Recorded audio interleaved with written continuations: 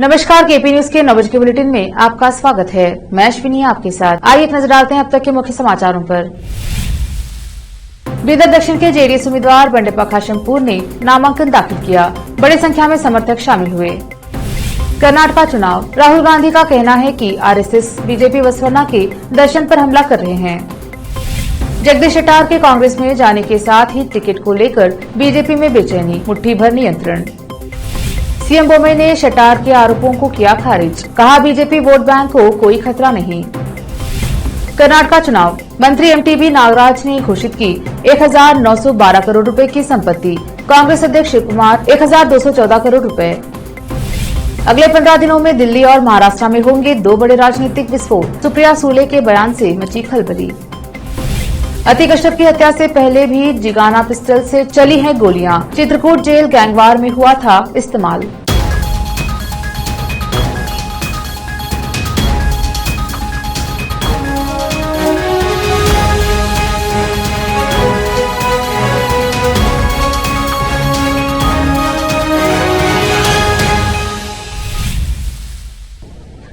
समाचारों का सिलसिला शुरू करते हुए देखते हैं समाचार विस्तार से। पहले समाचार स्थानीय। बीदर दक्षिण के जेडीएस उम्मीदवार बंडेप्पा खाशमपुर ने आज अपना नामांकन दाखिल किया। आज वह बीदर शहर के पुराने क्षेत्र में 100 बेड अस्पताल के निकट स्थित अपने आवास से पदयात्रा निकाली, जो शहर में रही हजरत मुल्तानी बादशाह की दरगाह की जियारत करके अपनी यात्रा जारी रखी, जो शहर के शागन क्षेत्र और अम्बेडकर चौक से होते हुए जिलाधिकारी कार्यालय पहुंचकर समाप्त हुई। खाशमपुर की इस नामांकन यात्रा में बीदर जिला जेडीएस अध्यक्ष रमेश सोलपुर, बीदर उत्तर के जेडीएस उम्मीदवार सूर्यकांत नागमारपल्ली, काउंसलर मोहम्मद नवाज खान, बीदर जिला जेडीएस युवा अध्यक्ष मोहम्मद फेरोज खान सहित जेडीएस के अन्य नेता सहित उनकी धर्मपत्नी मौजूद रहे। नामांकन दाखिल करने के बाद बंडेप्पा ने मीडिया से बात की। इस पदयात्रा में हजारों की संख्या में बंडेप्पा के समर्थक मौजूद रहे। इसी बीच नारेबाजी और जय जयकार जमकर हुआ। संवाददाता असलम खान और कैमरामैन संतोष का कवरेज।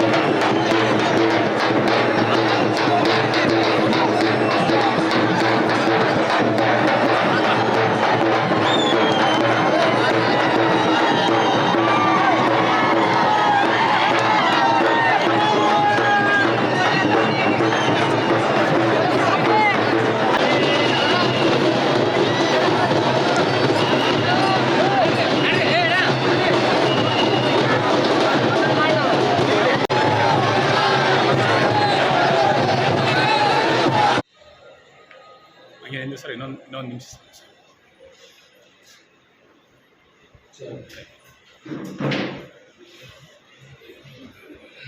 ಏನದಲ್ಲ ಭಾರಿ ಬಹುಮತದಿಂದ ನಾನು ಗೆಲ್ಲಿಸ್ತಾರ ಎಂಬ ಒಂದು ನಂಬಿಕೆ ನನಗಿದೆ ಬಂಧುಗಳೇ। मेरा कैंडिडेट को 25,000 लीड से जीतता है। देखो, दूसरों के बारे में मैं बात नहीं करता, हमारे बारे में बात करता हूँ, हमारे पार्टी के कार्यक्रम के बारे में बात करता हूँ।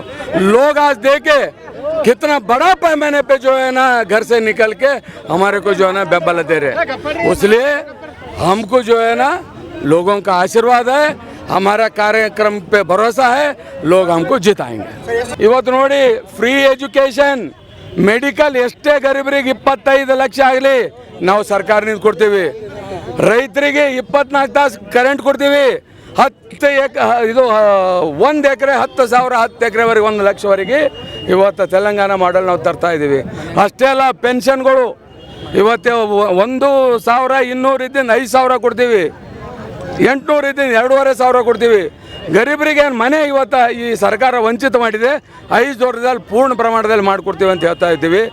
ರೈತರು ಮನೆಯಲ್ಲಿ ಯಾರಿಗಾರ ಮದುವೆ ಇದ್ರೆ 2 ಲಕ್ಷ ರೂಪಾಯಿ ಕೊಡ್ಬೇಕಂತ ಹೇಳಿದ್ದೀವಿ। कर्नाटक में जेडीएस का मुकाबला किससे है, बीजेपी से है, कांग्रेस से? देखो, हमको दोनों बराबर का मुकाबला है और ये दोनों के बीच में हमको लोग बहुत बड़ा पैमाने पे जिताएंगे। धन्यवाद। कांग्रेस नेता राहुल गांधी ने सोमवार 17 अप्रैल को कहा कि राष्ट्रीय स्वयंसेवक संघ आरएसएस और भारतीय जनता पार्टी बसवन्ना के दर्शन पर हमला कर रही है। बीदर बसवन्ना 12वीं शताब्दी के समाज सुधारक की कर्मभूमि है। देश में पहली बार अगर किसी ने लोकतंत्र की बात की और लोकतंत्र का रास्ता दिखाया है तो वह बसवन्ना थे। कर्नाटक के हुमनाबाद में एक जनसभा को संबोधित करते हुए राहुल गांधी ने कहा कि आरएसएस और बीजेपी पूरे देश में लोकतंत्र पर हमला कर रहे हैं। कांग्रेस नेता ने कहा कि बसवन्ना समान भागीदारी, समान प्रतिनिधित्व और सामूहिक विकास के बारे में सोचते थे, लेकिन इन विचारों पर भाजपा और आरएसएस द्वारा हमला किया जा रहा है।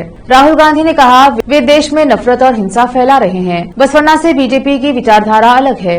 बसवन्ना ने जो भी कहा आरएसएस और बीजेपी उसके खिलाफ है। अपने अभियान भाषण के दौरान राहुल गांधी ने कहा कि जब कांग्रेस सत्ता में आएगी तो पार्टी पहली कैबिनेट बैठक के दौरान राज्य में लोगों से किए गए सभी 4 गारंटी योजनाओं को पूरी करेगी। राहुल गांधी ने कहा कि पूरे देश में बीजेपी की सरकार 40% कमीशन लेने के लिए जानी जाती है। कांग्रेस नेता ने कहा प्रधानमंत्री मोदी जहां भी जाते हैं भ्रष्टाचार की बात करते हैं, लेकिन प्रधानमंत्री मोदी ने भाजपा विधायक के बेटे के 6 करोड़ रुपए नौकरी घोटाला, पीएसआई भर्ती घोटाला और सहायक प्रोफेसर नौकरी घोटाले में पकड़े जाने पर अपना मुंह नहीं खोला है। कांग्रेस नेता ने 2011 में संयुक्त प्रगतिशील गठबंधन यूपीए सरकार द्वारा एकत्र किए गए ओबीसी डेटा को जारी करने का भी आह्वान किया। दलितों और आदिवासियों को प्रतिनिधित्व दिया जाता है। आज कल्याण राज्य प्रगति पक्ष के बीदर दक्षिण के उम्मीदवार विजय कुमार पाटिल काड़वाद ने आज पत्रकारों से बात करते हुए कहा कि वह 19 अप्रैल को अपना नामांकन दाखिल करेंगे। उन्होंने पत्रकारों से बात करते हुए अपने नामांकन दाखिल कार्यक्रम के बारे में विस्तार से बात की। संवाददाता असलम खान और कैमरामैन कृष्णा का कवरेज। कल 19 तारीख पे कल्याण राजा प्रगति पक्ष से मैंने नॉमिनेशन फाइल कर रहा हूँ। धन्यवाद है हमारा साउथ के जितने भी पब्लिक है, भाई और बहनों, और सही हमारे कार्यकर्ताओं जितने भी लोग हैं, वो पूरे लोगों का मेरे को सहायता चाहिए और सब सहायता करने के लिए आना। कल 10:30 बजे मैं नॉमिनेशन फाइल कर रहा हूँ और यहाँ से हम पद यात्रा करेंगे, यहाँ से जेईबी से लेके और तालुका ये तहसील ऑफिस तक पद यात्रा करेंगे। बहुत धन्यवाद है सभी हमारे कार्यकर्ता लोगों। पूरे कल कोई नहीं आ रहे, कोई हम ही मैं हूँ और पूरे कार्यकर्ता है। लीडर कोई नहीं आ रहे, मैं और मेरा कार्यकर्ता है। लेते हैं छोटा सा ब्रेक, जल्द लौटेंगे ब्रेक के बाद।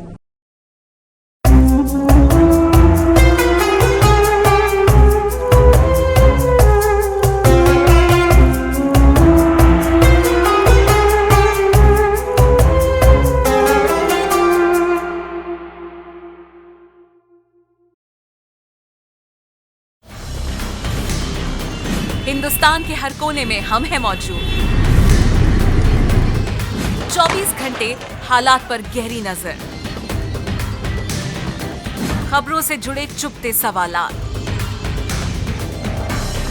और आपको दिखाता है धार्मिक, सामाजिक, राजनीतिक,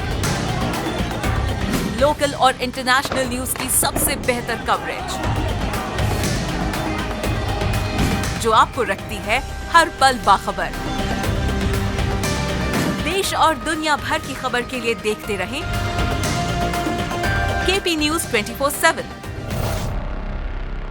नूर एजुकेशन ट्रस्ट बीदर की ओर से चलाए जाने वाला Noor MEd and BEd college Bidar, recognised by NCTE Delhi and affiliated to Gulbarga University, Gulbarga. Admission are open for the academic year 2022-23. विशेषज्ञ और सक्षम शिक्षकों द्वारा शिक्षा प्राप्त करने के लिए नूर एमएड एंड बीएड कॉलेज में दाखिला लें और शांत वातावरण में शिक्षा प्राप्त करें।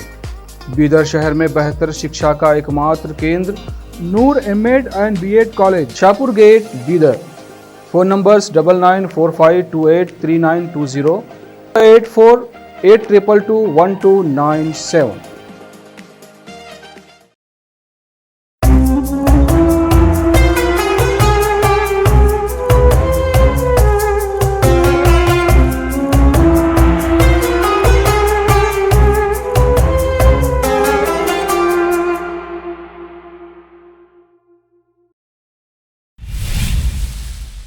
ब्रेक के बाद स्वागत है आपका। देखते हैं राज्य के समाचार। कर्नाटक के पूर्व मुख्यमंत्री जगदीश शेट्टार के भाजपा छोड़ने और सोमवार को कांग्रेस में शामिल होने के बाद भाजपा के कई अंदरूनी सूत्रों ने आरोप लगाया है कि टिकट आवंटन 224 सीटों में से 222 सीटों के लिए उम्मीदवार पहले से तय हैं। इस बीच संकट नियंत्रण मोड में पार्टी के साथ राष्ट्रीय अध्यक्ष जेपी नड्डा आज चुनावी राज्य का दौरा करने वाले हैं। भारतीय जनता पार्टी ने सोमवार को आगामी चुनाव के लिए 10 उम्मीदवारों की तीसरी सूची जारी की। पार्टी ने महेश टेंगई को मैदान में उतारा है, जो कर्नाटक के भाजपा महासचिव हैं, जबकि हुबली धारवाड़ सेंट्रल से पहले जगदीश शेट्टार प्रतिनिधित्व करते थे। विधानसभा चुनाव के लिए टिकट नहीं मिलने के बाद रविवार को शेट्टार ने विधायक पद से इस्तीफा दे दिया था। अखिल भारतीय कांग्रेस कमेटी एआईसीसी के अध्यक्ष मल्लिकार्जुन खड़गे ने सोमवार को सुबह उन्हें कांग्रेस में शामिल कराया। शेट्टार के बाहर निकलने के बाद कर्नाटक के मुख्यमंत्री बसवराज बोम्मई ने सोमवार को कहा कि पार्टी छोड़ने वालों के बारे में परेशान होने की कोई जरूरत नहीं है। पीटीआई ने बताया, उन्होंने कहा, बीजेपी 100% कर्नाटक में सत्ता में आएगी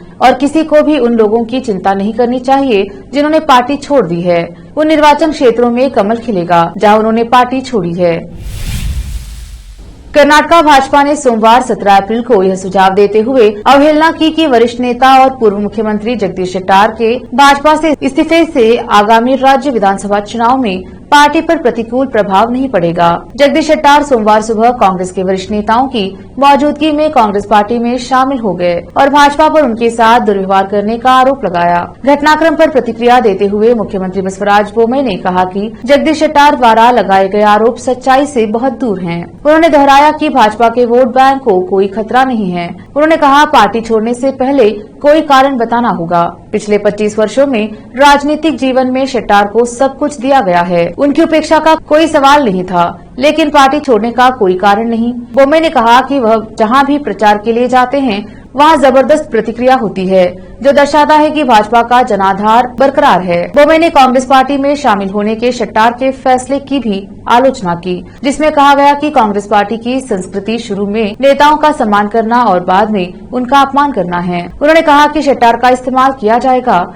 और अंततः कांग्रेस पार्टी द्वारा खारिज कर दिया जाएगा। शेट्टार उस पार्टी में गए थे जिसने देवराज उर्स वीरेंद्र पाटिल और एस बंगारप्पा जैसे नेताओं को बाहर कर दिया था। कांग्रेस पार्टी की संस्कृति पहले उनका सम्मान करने और बाद में उनका अपमान करने की रही है। वे शेट्टार का इस्तेमाल करेंगे और उसे बाहर फेंक देंगे। बोम्मई ने कहा कि जब तक बीएस येडियुरप्पा हमारे साथ हैं, तब तक लिंगायत भाजपा के साथ रहेंगे। देश के सबसे अमीर विधायक माने जाने वाले कर्नाटक के मंत्री एमटीबी नागराज ने 10 मई को होने वाले आगामी विधानसभा चुनाव के लिए 1912 करोड़ रुपए की संपत्ति घोषित की है। उनके और उनकी पत्नी एम शारदा कुमार द्वारा घोषित संपत्ति का संयुक्त मूल्य 2607.84 करोड़ रुपए है। नागराज वर्तमान में एक एमएलसी उन 17 बागियों में शामिल थे जो 2019 में कांग्रेस से भाजपा में चले गए। उन्होंने 2018 में कांग्रेस के टिकट पर बेंगलुरु ग्रामीण जिले के हुसकोटे निर्वाचन क्षेत्र से जीत हासिल की, लेकिन भाजपा के टिकट पर 2019 का उपचुनाव हार गए। वह 2023 में फिर से भगवा पार्टी के लिए चुनाव लड़ रहे हैं, जबकि नागराज की कुल संपत्ति, जिसमें हाथ में नकदी, बैंक खातों में पैसा और विभिन्न फर्मों और व्यक्तियों को दिए गए ऋण शामिल हैं, 372.42 करोड़ रुपए के हैं। उनके पास 30.02 करोड़ रुपए की कृषि भूमि, 355.51 करोड़ रुपए की गैर कृषि भूमि, 356.01 करोड़ रुपए हैं। वाणिज्यिक भवनों और 758.38 करोड़ रुपए के आवासीय भवनों की लागत 2018 के विधानसभा चुनाव के लिए उन्होंने 1060 करोड़ रुपए की संपत्ति घोषित की थी, जो 2020 में एमएलसी चुनाव के लिए नामांकन दाखिल करते समय बढ़कर लगभग 1220 करोड़ रुपए हो गई थी। एक अन्य प्रमुख राजनेता जिन्होंने 1000 करोड़ रुपए से अधिक की संपत्ति घोषित की है, वे कर्नाटक प्रदेश कांग्रेस कमेटी केपीसीसी के अध्यक्ष डीके शिव कुमार हैं। उनकी कुल संपत्ति 1214 करोड़ रुपए है, जो 2008 में 721.56 करोड़ रुपए थी। लेते हैं छोटा सा ब्रेक, जल्द लौटेंगे ब्रेक के बाद।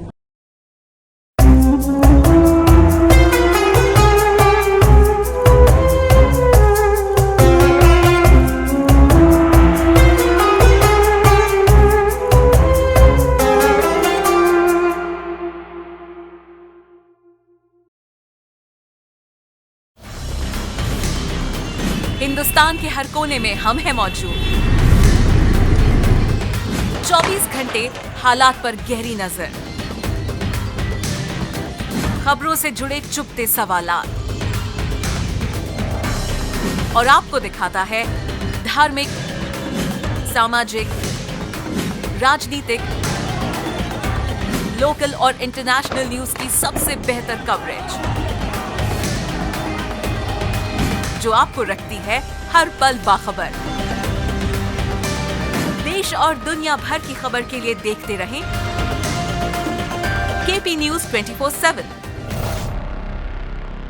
नूर एजुकेशन ट्रस्ट बीदर की ओर से चलाए जाने वाला Noor MEd and BEd college Bidar, recognised by NCTE Delhi and affiliated to Gulbarga University, Gulbarga. Admission are open for the academic year 2022-23. विशेषज्ञ और सक्षम शिक्षकों द्वारा शिक्षा प्राप्त करने के लिए नूर एमएड एंड बीएड कॉलेज में दाखिला लें और शांत वातावरण में शिक्षा प्राप्त करें। बीदर शहर में बेहतर शिक्षा का एकमात्र केंद्र Noor MEd and BEd college, Shahpur gate, Bidar.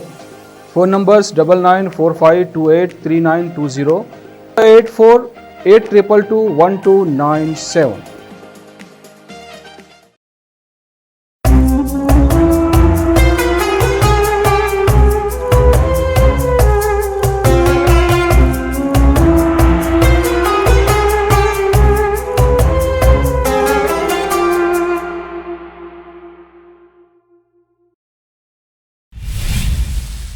Break के बाद स्वागत है आपका। देखते हैं देश के अन्य समाचार। महाराष्ट्र में महाविकास अघाड़ी का जोड़ अब रिश्ता नजर आने लगा है। ये बातें इसलिए उठने लगी हैं क्योंकि बीते कई दिनों से एनसीपी के टॉप नेताओं के बयान आने वाले भूचाल की आहट दे रहे हैं। पहले एनसीपी प्रमुख शरद पवार ने प्रधानमंत्री मोदी और सावरकर की तारीफ की। इसके बाद खबर आई कि अजित पवार और अमित शाह की मुलाकात हुई है। सूत्रों ने यहाँ तक दावा किया है कि एनसीपी के 13 विधायक बीजेपी के संपर्क में हैं और अब सुप्रिया सुले ने सीधे सीधे कह दिया है कि आने वाले दिनों में बड़े राजनीतिक विस्फोट होने वाले हैं। एनसीपी प्रमुख शरद पवार की बेटी और सांसद सुप्रिया सुले ने एक बयान देकर महाराष्ट्र की सियासत में खलबली ला दी है। सुले ने कहा कि आने वाले 15 दिनों में 2 बड़े राजनीतिक विस्फोट होने वाले हैं। उन्होंने कहा कि एक विस्फोट दिल्ली और दूसरा महाराष्ट्र में होगा। हालांकि ये विस्फोट कैसे होने वाले हैं, इसके बारे में उन्होंने नहीं बताया है। सूले का ये बयान ऐसे वक्त में सामने आया है जब अजित पवार के बीजेपी में जाने के कयास लगाए जा रहे हैं।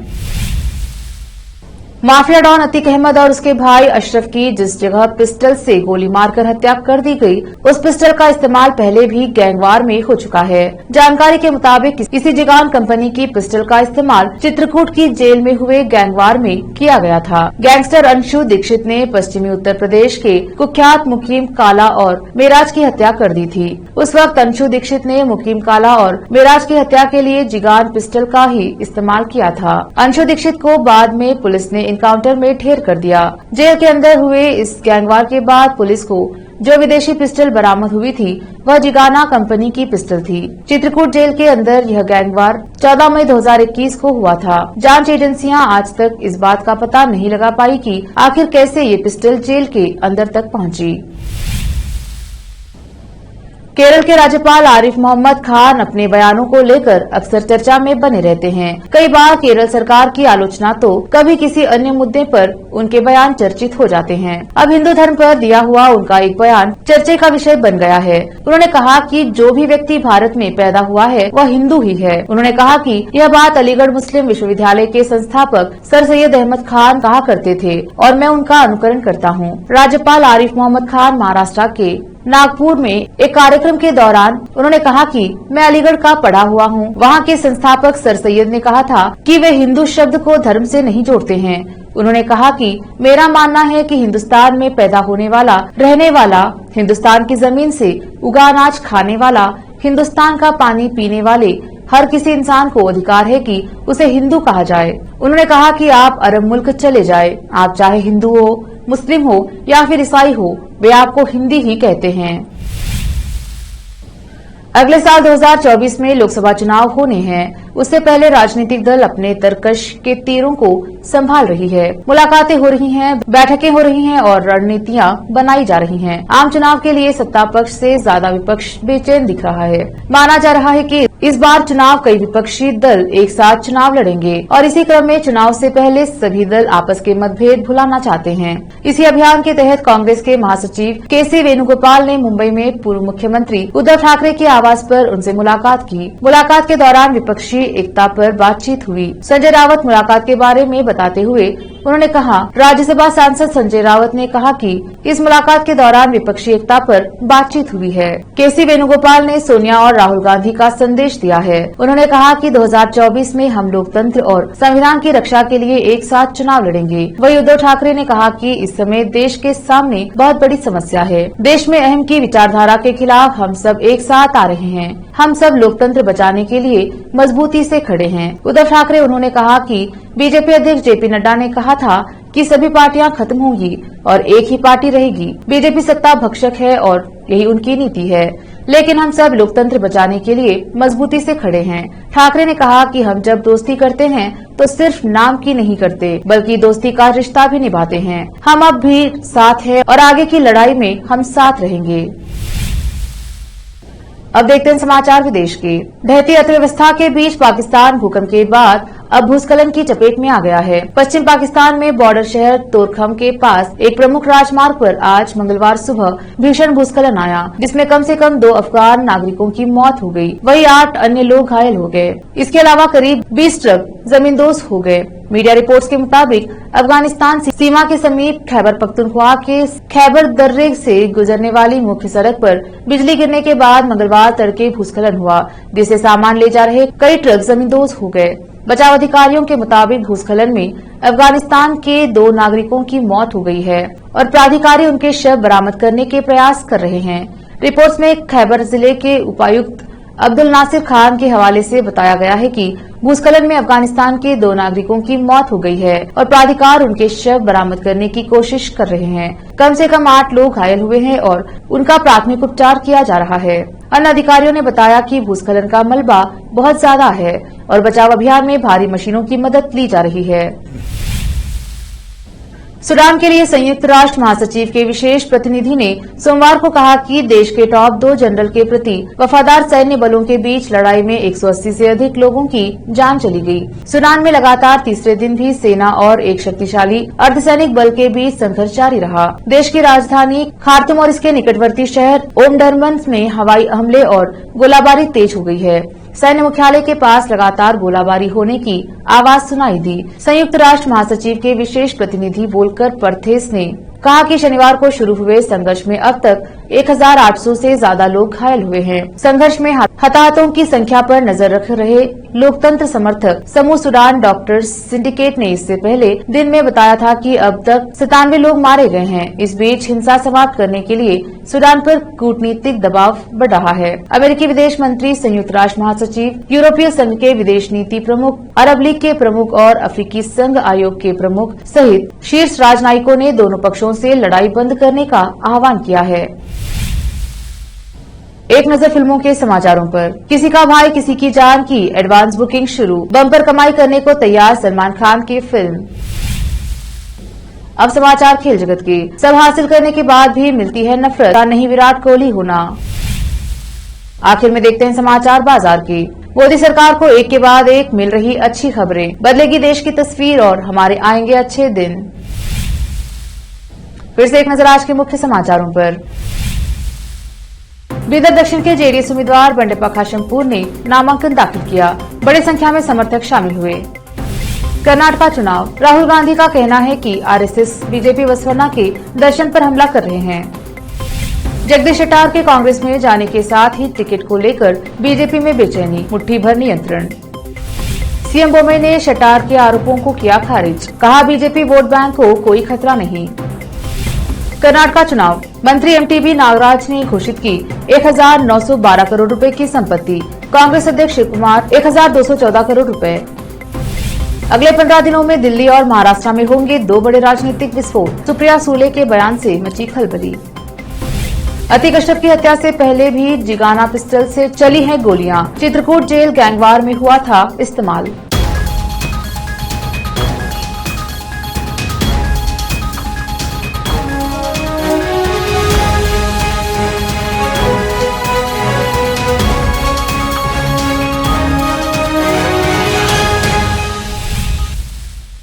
केपी न्यूज के 9 बजे के बुलेटिन में आज इतना ही। देखते रहिए केपी न्यूज 24/7। धन्यवाद।